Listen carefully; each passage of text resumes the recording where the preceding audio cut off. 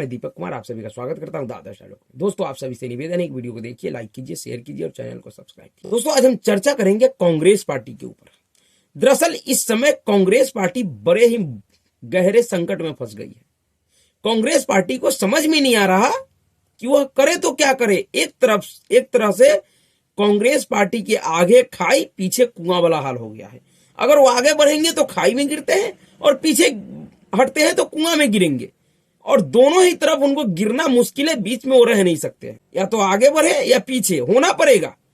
बीच में रहना इनके लिए संभव नहीं है, क्योंकि इन्होंने अतीत में ऐसे कुकर्म किए हैं कि इनके लिए अब कोई विकल्प ही नहीं बचा है। जी हाँ, दरअसल मैं बात कर रहा हूं 22 जनवरी 2024 को जो अयोध्या में प्रभु श्री राम जी का जो प्राण प्रतिष्ठा कार्यक्रम है, उसके लिए जो कांग्रेस पार्टी को निमंत्रण मिला है, उस निमंत्रण पत्र के ऊपर जिस तरीके से कांग्रेस के सामने एक संकट खड़ा हो गया है कि अब तक कांग्रेस यह क्लियर ही नहीं कर पा रहा है कि कांग्रेस पार्टी उस कार्यक्रम में शामिल होगा या नहीं होगा। जब तक कांग्रेस पार्टी को निमंत्रण नहीं मिला था, तब तक इनके बहुत सारे सड़क छाप नेता से लेकर शीर्ष नेतृत्व तक ने मीडिया में कमेंट करते थे कि राम मंदिर का जो कार्यक्रम है उस देश का कार्यक्रम है, लेकिन भाजपा उसको भारतीय जनता पार्टी का कार्यक्रम बना दिया है। किसी भी दूसरे लोगों को निमंत्रण नहीं भेजा जा रहा है, जो कि गलत है। उसमें पूरे देश को निमंत्रण जाना चाहिए और हम लोगों को भी निमंत्रण मिलना चाहिए। और जब इनको निमंत्रण मिल गया, जिसमें सोनिया गांधी जी को भी मिला है, कांग्रेस अध्यक्ष मल्लिकार्जुन खड़गे जी को भी मिला है, और लोकसभा में कांग्रेस के नेता अधीर रंजन चौधरी को भी मिला है, और मनमोहन सिंह जी को मिला है।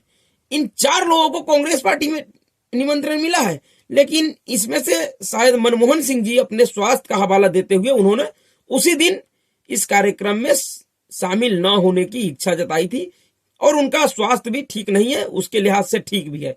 बाकी ये 3 लोग अब तक स्पष्ट नहीं कर पाए हैं कि यह कार्यक्रम में शामिल होंगी या नहीं होंगी। अब तक यह इनकी पार्टी स्पष्ट नहीं कर पाई है, लेकिन उससे पहले ही इनके ऊपर दबाव पड़ने लगा है। इनके ऊपर दबाव बनने लगा है कि तुम अगर राम मंदिर कार्यक्रम में शामिल होते हो तो तुम इतिहास में समेट के रह जाओगे।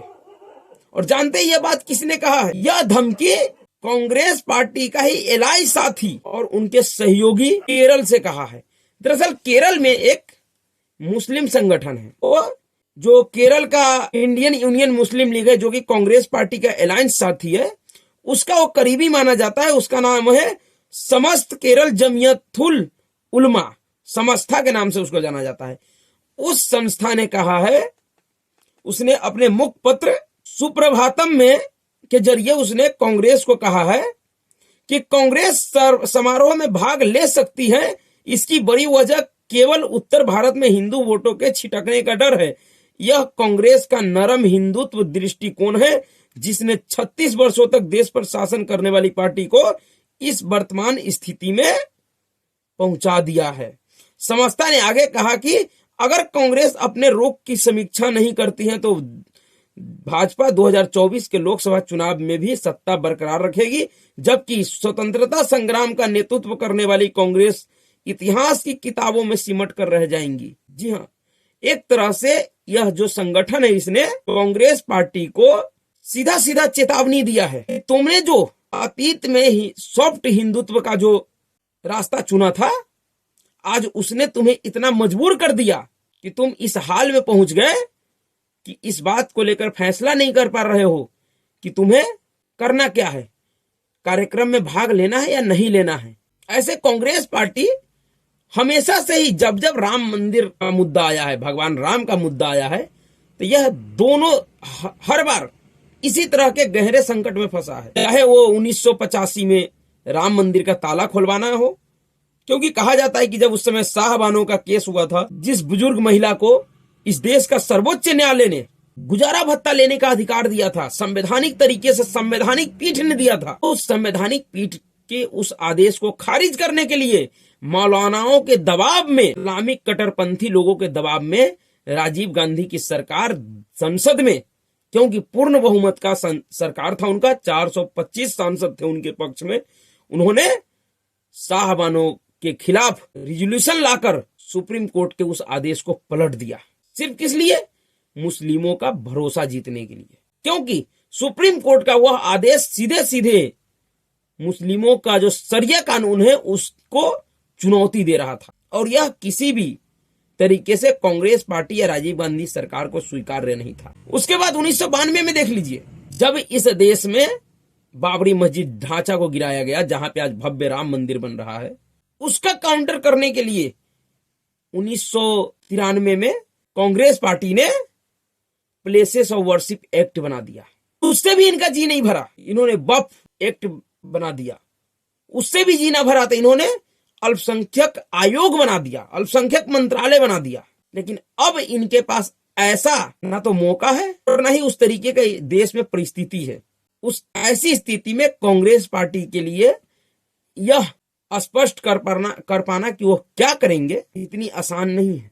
उन्होंने अतीत में ऐसे ऐसे कुकर्म किए हैं राम मंदिर और राम के खिलाफ, जिसके वजह से उनके पास कोई विकल्प नहीं है। और ऐसी परिस्थिति में भी जिस समय कांग्रेस किसी भी तरीके का फैसला लेने में डर रही है, ऐसे समय में उसी कांग्रेस पार्टी का और केरल से ही एक बड़े ही वरिष्ठ सांसद शशि थरूर कह रहा है कि नरेंद्र मोदी 2024 में हिंदू हृदय सम्राट बनेंगे। यह एक तरह से कांग्रेस पार्टी के लिए और बड़ा झटका है। ऐसे भी कई एक मौकों पे शशि थरूर इस तरीके की बात करते आए हैं। कई एक मौकों पे उन्होंने सरकार के कामों का सराहना किया है, इस देश की भावनाओं का कद्र किया है।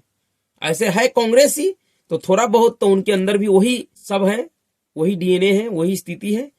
लेकिन फिर भी उन्होंने जो बात कहा है वह सीधे सीधे कांग्रेस की परेशानी बढ़ाने वाली है। राम विरोध, सनातन विरोध, हिंदू विरोध, यह पूरे देश ने देखा है। अगर कांग्रेस पार्टी ये स्टैंड ले भी लेती है कि उसको अयोध्या कार्यक्रम में शामिल भी होना है, फिर भी इस देश का कोई भी शायद ऐसा सनातनी नहीं होगा जो यह विश्वास करेगा कि कांग्रेस राम के लिए अपनी विचार को बदल दिया है। कांग्रेस पार्टी अगर कोई फैसला करेगा तो सिर्फ इस आधार पे कि उसको अयोध्या जाने से वोटों में कितना फायदा होने वाला है या नुकसान होने वाला है। अगर उसको लगेगा कि फायदा होगा तो जाएगा, अगर लगेगा नहीं होगा तो नहीं जाएगा। जैसा कि इस देश के सभी लोगों को उम्मीद है कि कांग्रेस पार्टी या उनके नेता इस कार्यक्रम से दूरी बना लेंगे, ऐसे भी इनके दो गठबंधन के साथी सीपीआईएम और पश्चिम बंगाल की मुख्यमंत्री ममता बनर्जी ने खुलकर कह दिया है कि हम अयोध्या नहीं आएंगे। सीपीएम के लिए एक तो चीज स्पष्ट है कि वो सब के सब नास्तिक है, उनको किसी भी धर्म या धार्मिक कार्यों के से कोई लेना देना नहीं है। तो ही ममता बनर्जी, जिसको जय श्री राम से इतना चीर है, तो भला वो श्री राम लला के प्राण प्रतिष्ठा कार्यक्रम में कैसे उपस्थित होंगी, जहां पे 24 घंटा जय श्री राम का ही गुंज होगा। अगर शायद अतीत में कांग्रेस पार्टी एक खास वोट बैंक, एक खास समूह के लिए इस तरीके का रामद्रोही नहीं बना होता, उस नीचता पे नहीं उतरा होता जिस नीचता पर कांग्रेस पार्टी के नेता उतरे कि राम राजा दशरथ के पास 10,000 कमरे थे, राम किस कमरे में राम ने जन्म लिया यह खोज के लाओ। यह कांग्रेस के नेता मणिशंकर अय्यर का बयान है पब्लिकली कि प्रभु राम के पिताजी के पास 10,000 कमरे थे, पता लगाओ कि किस कमरे में उनका जन्म हुआ। इस निष्ठा पे उतरा था कांग्रेस पार्टी। अगर इस तरीके का जन्म स्थान या जन्म सर्टिफिकेट अगर कांग्रेस पार्टी का कोई नेता, छोड़िए सोनिया गांधी या राहुल गांधी भी अगर किसी दूसरे समूह या वर्ग से मांग ले उनका जिसमें आस्था है उसके लिए, तो राहुल गांधी के लिए भी वही नारा लगेगा इस देश में जो नूपुर शर्मा के लिए लगा था। लेकिन इन कांग्रेसियों की नीचता का हद हो गया कि इसने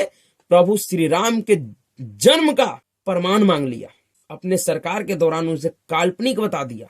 और बहुत सारे राम मंदिर के ऊपर, भगवान राम के ऊपर अगर कांग्रेस नेताओं के बयान को अगर आप देखिएगा, गूगल पे सर्च कीजिएगा, तो ऐसे ऐसे आपको बयान मिलेंगे जो कल्पना से परे हैं। कोई सोच भी नहीं सकता कि प्रभु श्री राम के लिए किसी व्यक्ति या किसी संगठन से जुड़े हुए लोगों के अंदर इस तरीके का कटुता होगा, इस तरीके का विचार होगा, इतना घृणित विचार होगा। और जिस तरीके से अब मुस्लिम संगठन कांग्रेस पार्टी के ऊपर दबाव बना रही हैं, कांग्रेस ओहापोह की स्थिति में है कि वो करे तो क्या करे, जाए या ना जाए। यह रामद्रोही होने का सजा है एक तरह से कांग्रेस के लिए। और सिर्फ यह सजा कांग्रेस को ही नहीं मिला है, यह उन सभी रामद्रोहियों को मिला है जिन्होंने अतीत में कुर्सी के लिए, सत्ता के लिए राम का विरोध किया, राम के अस्तित्व को नकार दिया, राम को झूठा बताया, राम को सांप्रदायिक बताया, श्री राम जय श्री राम के नारों को सांप्रदायिक बताता है। उन सभी को भी रामद्रोही होने का सजा मिल रहा है, चाहे वह जीवित हो या मर गया हो। उसमें मुलायम सिंह से लेकर मायावती, लालू प्रसाद यादव, इन तमाम इस तरीके का तमाम नेता हैं जिन्होंने राम विरोध के लिए नीचता के स्तर को भी छू दिया। आज इन सब का परिस्थिति क्या है वो देख सकते हैं आप लोग। तो अब आने वाले समय में स्पष्ट होगा कि कांग्रेस पार्टी आखिर करती क्या है, क्या करेंगे, उनका स्टैंड क्या होगा, जाएंगे या नहीं जाएंगे, क्या करेंगे। उसके बाद ही स्पष्ट होगा कि जो राहुल गांधी, जो प्रियंका गांधी अपने आप को दत्तात्रेय गोत्र के कौल ब्राह्मण कहते हैं, जो चुनाव आने पे भगवा शॉल ओढ़ के, गले में बड़े बड़े घंटी लटका के, मालाएं लटकाकर, माथे पे त्रिपुंड लगाकर अमरनाथ से लेके महाकाल तक के यात्रा करते हैं, मंदिर मंदिर भटकते हैं, कभी गंगा आरती तो कभी सरयू आरती तो कभी करते हैं। इन सब का चरित्र असली है या यह सिर्फ चुनावी है, ऐसे इस देश का लोग जानता है। लेकिन राम मंदिर ये प्राण प्रतिष्ठा 22 जनवरी के बाद यह बिल्कुल स्पष्ट हो जाएगा कि ये कितने बड़े दत्तात्रेय गोत्र के कौल ब्राह्मण है, पर्दाफाश हो जाएगा। फिर अगर त्रिपुंड लगाकर, ये भगवा शॉल ओढ़कर, हाथों में घंटी लेकर, मलाए लेकर, आरती लेकर अगर भटकेंगे तो लोग इनसे पूछेगा कि भाई कहाँ भटक रहे हो, किस लिए भटक रहे हो, क्यों अपना उस वोट बैंक को भी नाराज कर रहे हो जो तुम्हें जीवित रख सकता है, जिता तो नहीं सकता, सिर्फ जीवित रख सकता है।